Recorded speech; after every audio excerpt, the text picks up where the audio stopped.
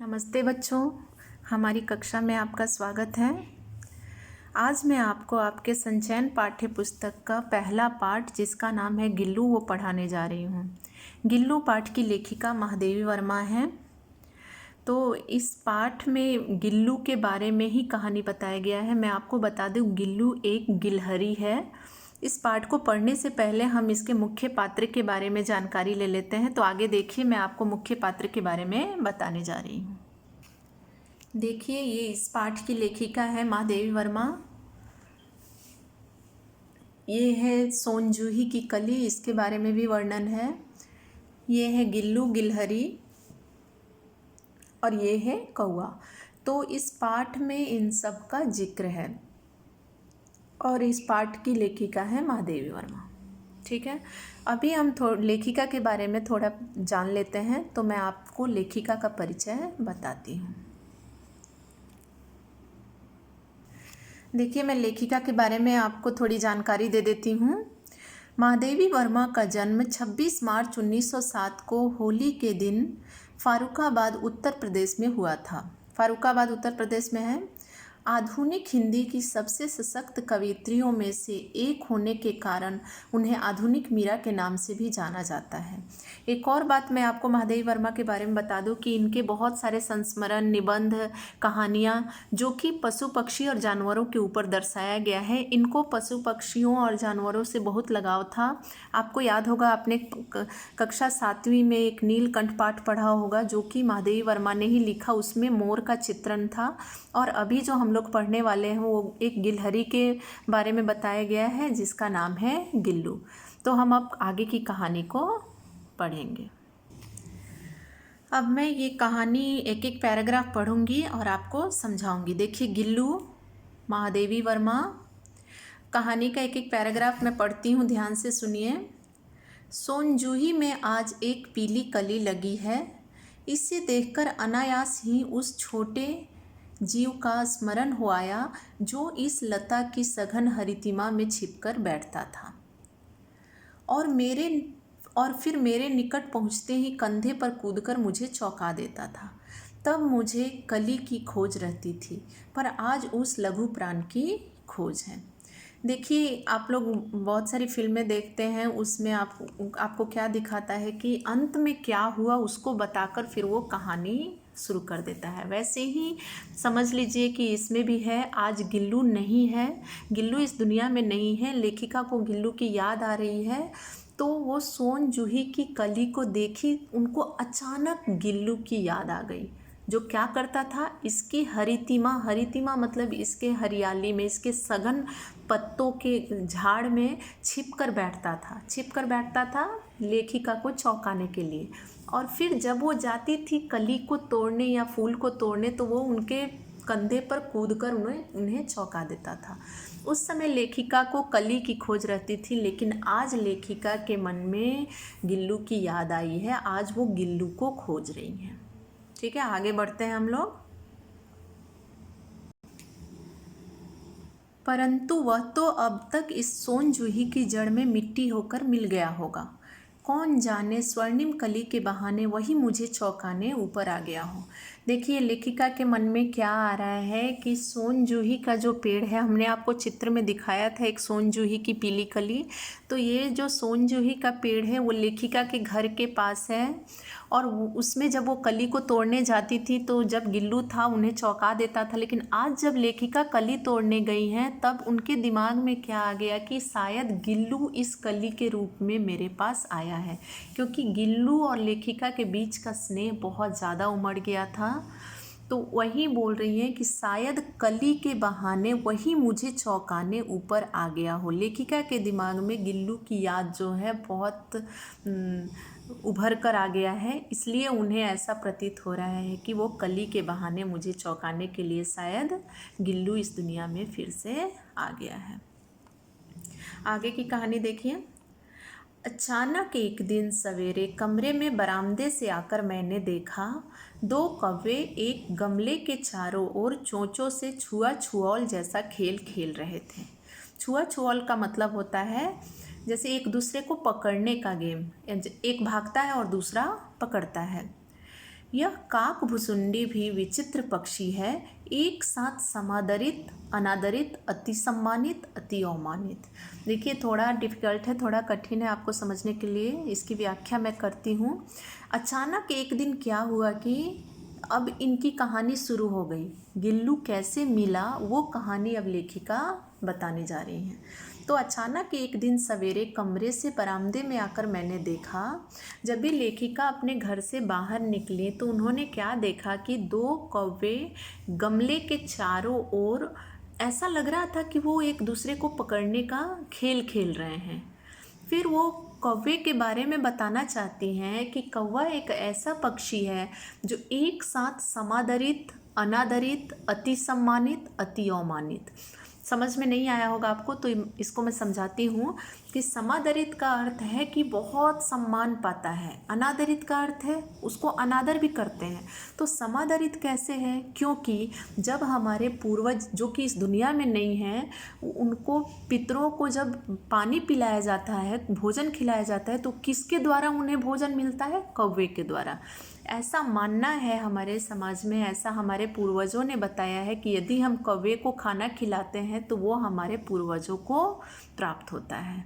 ठीक है। और अनादरित कैसे है? तो जब कौवा अपने कर्कश आवाज़ में चिल्लाता है तो वो हमें बिल्कुल पसंद नहीं आता, तो वो है अनादरित। अति सम्मानित, जब कौवा ज़ोर ज़ोर से काँव काँव चिल्लाता है तो हम किसी अतिथि के आने का संकेत होता है। और अवमानित तो आप समझ लीजिए कि कौवे का चिल्लाना हमें बिल्कुल पसंद नहीं है, कर्कश आवाज़ में चिल्लाता है, जब वो काँव काँव करता है तो हमें बिल्कुल पसंद नहीं आता है। तो एक साथ समादरित भी हो गया, अनादरित भी हो गया। ठीक है। अब इसको यहाँ पे एक्सप्लेन किया गया है, ध्यान से देखिए। हमारे बेचारे पुरखे न गरुड़ के रूप में आ सकते हैं, न मयूर के, न हंस के। हमारे पुरखे किसी रूप में नहीं आ सकते हैं। उन्हें पितर पक्ष में हमसे कुछ पाने के लिए काक बनकर ही अवतीर्ण होना पड़ता है। जैसा कि मैंने आपको बोला ना कि यदि कौवे को हम खिलाएंगे या कुछ पिलाएंगे तो वो ऐसा होता है कि हमारे पूर्वजों को प्राप्त होता है, हमारे पितरों को प्राप्त होता है। किसी और पक्षी को अगर हम कुछ भी खिलाते हैं तो वो हमारे पितर को प्राप्त नहीं होता है। ये कौवे को वरदान मिला है कि कौवे के द्वारा ही हमारे पितर कुछ प्राप्त कर सकते हैं। इतना ही नहीं, हमारे दूरस्थ प्रियजनों को भी अपने आने का संदेश कर्कश स्वर में ही देना पड़ता है। मैंने बोला कि जब किसी अतिथि के आने का संकेत होता है तो कौवे की काँव काँव से ही पता चलता है। दूसरी ओर हम कौवे और काँव काँव करने को अवमानना के अर्थ में प्रयुक्त करते हैं। तो मैंने आपको एक्सप्लेन कर ही दिया है कि कौवे के जो काँव काँव होता है वो कर्कश होता है, तो वो हमें पसंद नहीं है, इसलिए वो अवमानित है।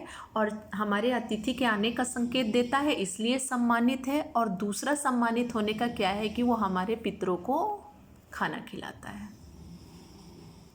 देखिए अभी तक कौवे के बारे में बात हो रही थी, तो मेरे काक पुराण के विवेचन में अचानक बाधा आ पड़ी।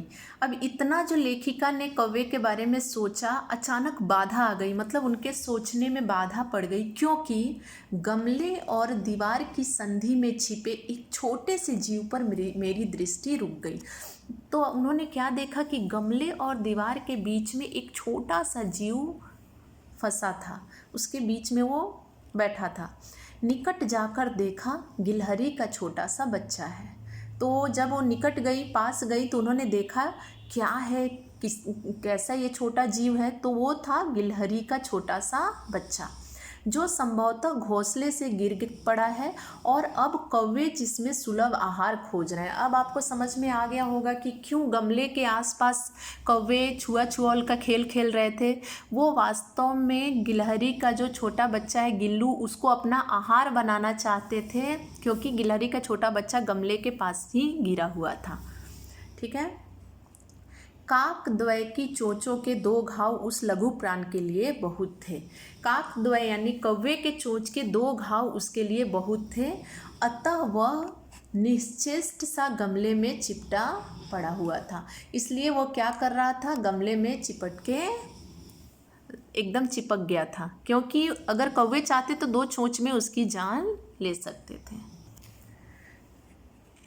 सबने कहा, कौवे की चोंच का घाव लगने के बाद यह बच नहीं सकता, अतः इसे ऐसे ही रहने दिया जाए। वास्तव में कौवे उस पर थोड़े चोंच मारे थे जिससे उसको घाव लग गया था, परंतु मन नहीं माना। लेकिन लेखिका का मन नहीं माना। उसे हौले से उठाकर अपने कमरे में लाई। लेखिका ने उसे उठाया और उसे अपने कमरे में लाया। फिर रुई से रक्त पोंछकर घाव पर पेंसिलिन का मरहम लगाया। फिर उन्होंने क्या किया, जो गिलहरी को घाव लगा था उस पर उसको रुई से पोंछा। जो भी उसके रक्त थे, खून थे, वो निकले थे, उसको रुई से पोंछा और पेनिसिलिन का मलहम लगाया, जो उस घाव पे लगाने के लिए एक मलहम लगाया। रुई की पतली बत्ती दूध में भिगोकर जैसे जैसे उसके नन्हे से मुंह में लगाई। उसके खाने के लिए उन्होंने क्या किया कि एक कटोरी में दूध लेकर उसमें रुई डाल के उसको भिगो के और उसके बूंद बूंद उसके मुंह के पास गिराया, पर मुंह खुल न सका। लेकिन उस छोटे से जीव का मुंह नहीं खुल सका और दूध की बूंदें दोनों ओर लुढ़क गई। तो वो दूध की बूंदें गिलहरी के मुंह में न जाकर बाहर आ गई। कई घंटे के उपचार के उपरांत उसके मुंह में एक बूंद पानी टपकाया जा सका। काफ़ी देर उसका उपचार किया गया, फिर एक बूंद पानी उसके मुंह में जा सका। तीसरे दिन वह इतना अच्छा और आश्वस्त हो गया कि मेरी उंगली अपने 2 नन्हे पंजों से पकड़कर नीले कांच के मोतियों जैसी आंखों में इधर उधर देखने लगा। देखिए, तीसरे दिन वो बहुत अच्छे से स्वस्थ हो गया और उसकी जो आंखें नील मोती के समान थी, कंचे के समान थी, वो उसे इधर उधर देखने लगा और लेखिका के साथ एक दोस्त जैसा बन गया। क्योंकि लेखिका जब वो घायल था तो लेखिका उसे उठाकर लाई, उसके घाव पे मलहम लगाया, उसे दूध पिलाया, पानी पिलाया और 3 दिन में वो बहुत स्वस्थ और अच्छा हो गया और घूमने फिरने लगा। 3-4 मास में उसके स्निग्ध रोए, झब्बेदार पूँछ और चंचल चमकीली आँखें सबको विस्मित करने लगीं। जैसे 3-4 महीने बीता, उसके शरीर में जो परिवर्तन दिखा वो एकदम विस्मित करने वाला था, हैरान करने वाला था। उसकी चंचल चमकीली आँखें, उसके रोएदार झब्बेदार पूँछ, ये सब देखकर बहुत अच्छा लगता था। हमने उसकी जातिवाचक संज्ञा को व्यक्तिवाचक का रूप दे दिया। अब ये आपको पता होगा कि संज्ञा के कितने भेद है, संज्ञा किसे कहते हैं। तो यहाँ पर इन्होंने क्या किया, जातिवाचक संज्ञा, गिलहरी क्या है, जातिवाचक संज्ञा है, और व्यक्तिवाचक का रूप देने का मतलब कि हमने उसको एक नाम दे दिया, गिल्लू। यहाँ पर वो गिलहरी क्या बन गया, गिल्लू बन गया। इस प्रकार हम उसे गिल्लू कहकर बुलाने लगे। मैंने फूल रखने की एक हल्की डलिया में रुई बिछाकर उसे तार से खिड़की पर लटका दिया। लेखिका ने क्या किया कि एक डलिया जिसमें फूल रखा जाता था उसमें उन्होंने रुई को बिछा दिया और उसे एक तार से खिड़की पर लटका दिया। वहीं गिल्लू का बिस्तर बन गया। वहीं 2 वर्ष गिल्लू का घर रहा। 2 साल गिल्लू वहीं पर रहा। वह स्वयं हिलाकर अपने घर में झूलता और अपने कांच के मनकों सी आँखों से कमरे के भीतर और खिड़की से बाहर न जाने क्या क्या देखता और समझता रहता। गिल्लू वहीं पर रहता, वहीं से वो खिड़की से बाहर देखता, कमरे में देखता, कभी मन करता तो अपने झूले को झूला लेता, परंतु उसकी समझदारी और कार्यकलाप पर सबको आश्चर्य होता। वो जो भी काम करता ऐसा प्रतीत होता कि बहुत समझदारी से काम कर रहा है। तो यहाँ पर आपने देखा कि गिल्लू, महादेवी वर्मा के दिमाग में गिल्लू की याद कैसे आई। जब वो सोनजूही की कली तोड़ने गई तभी अचानक उनके मन में गिल्लू की याद आई कि गिल्लू यहीं पे छुपता था और मेरे कंधे पर आकर मुझे चौंका देता था। क्योंकि मैंने आपको बताया है कि ये कहानी जो है अंत में बताकर और फिर शुरू से बताया जा रहा है। अंत में गिल्लू जब इस दुनिया में नहीं है तो गिल्लू की समाधि कहाँ बनी थी, वहीं सोनजूही के पेड़ के नीचे। तभी लेखिका को लगा कि शायद पीली कली के रूप में सोनजूही आया है। फिर हमने आगे देखा कहानी, जब शुरू में देखा कि गिल्लू कैसे मिला लेखिका को, तो 2 कौवों के बीच में फंसा हुआ था गिल्लू। फिर लेखिका गिल्लू को लेकर आई, उसके घाव पे मरहम लगाया, उसकी देखभाल की और अब गिल्लू बहुत स्वस्थ होकर लेखिका के साथ घुल मिल गया है। तो ये यहाँ तक की कहानी हम लोग समझ गए। आशा करती हूँ आप सबको समझ में आ गया होगा यहाँ तक की कहानी। तो आगे की कहानी हम अगले सत्र में पढ़ेंगे। तब तक के लिए धन्यवाद।